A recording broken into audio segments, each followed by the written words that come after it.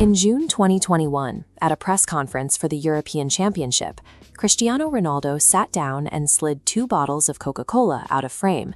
He picked up a bottle of water and told the world, "Agua." Within hours, the market capitalization of Coca Cola dropped by $4 billion. That level of influence is now a constant. When he launched his YouTube channel in 2024, it gained 60 million subscribers in just 23 days, reaching a milestone in 3 weeks that took MrBeast 13 years to achieve. Across all social media, his total following has now crossed the 1 billion mark. This digital reach translates into a massive financial valuation. A single sponsored post on his Instagram feed carries a price tag of 26 crore rupees, contributing to a net worth that has officially surpassed $1 billion. Today, Ronaldo functions less like an athlete and more like a global economy, wielding a level of reach and resource that eclipses the GDP of many nations. Yet, looking at the resources he commands today, it's easy to overlook that he was very nearly never born. In 1985, his world was limited to the working-class hills of Funchal on the island of Madeira. This was a place of geographic and economic isolation, far removed from the mainland. His mother, Dolores, worked as a cook and cleaner to support 3 children.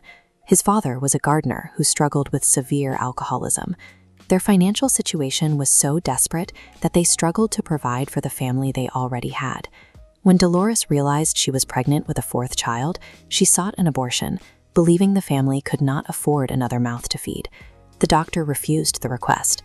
Ronaldo was born only because the system meant to prevent his birth failed to do so. The man who now sits at the peak of global wealth began his life as a child his family literally could not afford to keep.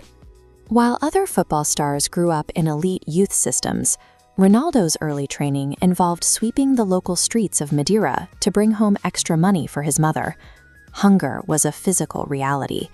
Late at night, he and his teammates would go to the back door of a local McDonald's and knock, hoping the staff had leftover burgers they'd give away for free.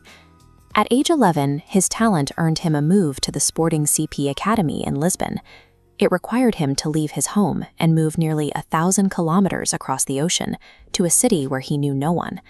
The distance created a profound sense of isolation. His mainland classmates bullied him for his island accent, and he spent his first months in the city crying every night, nearly deciding to quit football and return to the island. He didn't return.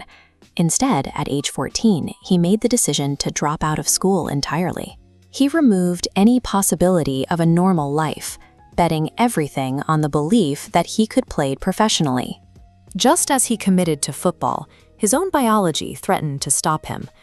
This chart compares a normal heart rhythm to the erratic spikes of tachycardia. At 15, Ronaldo was diagnosed with this condition, a heart that beat too fast even at rest. For most athletes, this is a career-ending medical reality. He underwent laser heart surgery to cauterize the area of his heart causing the irregular rhythm. He was discharged the next day and was back on the training pitch within 48 hours. Throughout this period, the one person pushing him most was his father, Denise. Despite his own struggles with alcohol, he was the kit man at Ronaldo's first club and the first person to tell the boy he had a future in the game. But in 2005, just as Ronaldo was establishing himself at Manchester United, Denise died of liver failure at age 52. Ronaldo was only 20. He had lost his primary supporter to the same addiction that had drained the family's resources for years. In the years following his father's death, Ronaldo's training regimen became legendary for its intensity, and he became a public teetotaler, refusing to touch the alcohol that had taken his father. Ronaldo now spends an estimated $1 million every year on his physical maintenance, employing a personal team of doctors and chefs to monitor the heart and body that almost failed him at 15.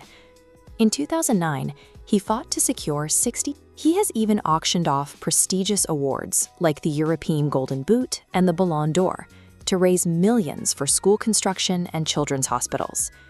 By turning his individual accolades into liquid capital for others, he has used his personal success to address the very types of systemic scarcity he faced in Madeira. The goals and trophies are the visible markers of Ronaldo's career, but they are results of a deeper process. His career shows the result of taking external threats, a failing heart, the loss of a father, and absolute poverty, and using them as the primary motivation for discipline. He reached the absolute peak of human influence because he refused to be defined by the absolute bottom of human struggle. His story suggests that the obstacles that seem designed to stop a life can, with enough will, be the exact things that propel it.